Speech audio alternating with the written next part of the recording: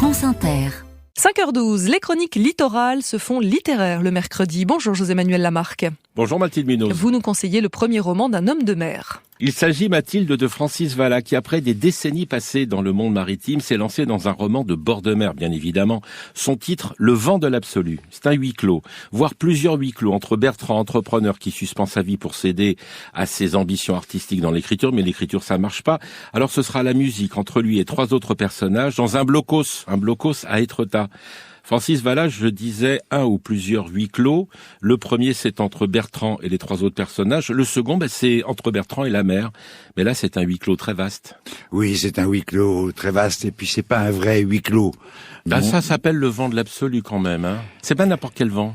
Non, c'est pas n'importe quel vent, et puis c'est une interrogation sur l'absolu lui-même, savoir est-ce que l'absolu c'est du vent ou est-ce que c'est un vent qui emporte. Dites donc, le blocos, quand même, faut le faire. Le blocos, c'est quand même un bâtiment de guerre, de protection. Alors d'abord, c'est un blocos aménagé de façon un peu biscornue, et c'est pas un blocos qui est n'importe où.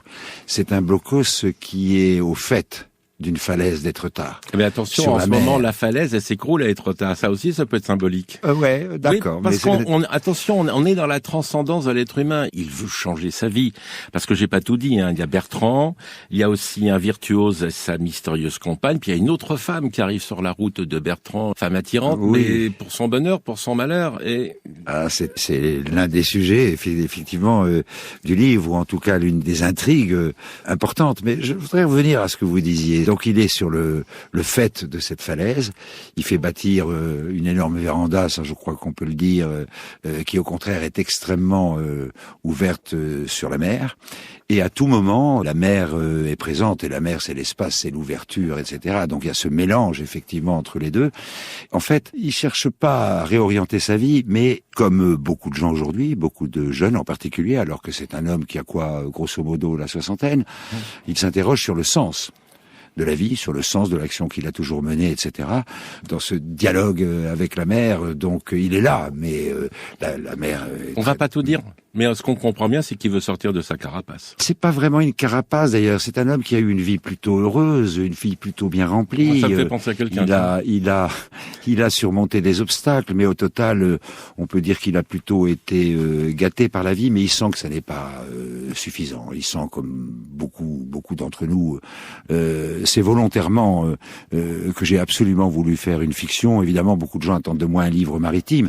Ça n'est pas du tout le cas. C'est un livre où la mer est très très présente, mais ça n'est pas un livre maritime. Et volontairement, j'ai situé l'action, si je puis dire, en Normandie, que je connais au fond assez peu, moi, alors que je connais très bien et que j'aime la Bretagne. Rien à voir avec ce que j'ai pu faire. Alors quelque part, évidemment, ça parle de ce que je suis, mais pas de ce que j'ai fait ou de ce que j'ai fait. C'est à la fois une réflexion, et puis, je l'espère, vous le verrez, une réflexion qui est nourrie par beaucoup de choses qui s'entrechoquent, beaucoup de rencontres et inattendues. Mais en tout cas, c'est de l'humain. Ah oui. C'est totalement de l'humain. Oui, enfin, je l'espère. Oui, c'est vraiment de la patte humaine. Justement. Et finalement, ça prouve bien qu'à la fois la vie vous façonne et qu'en même temps on ne change pas.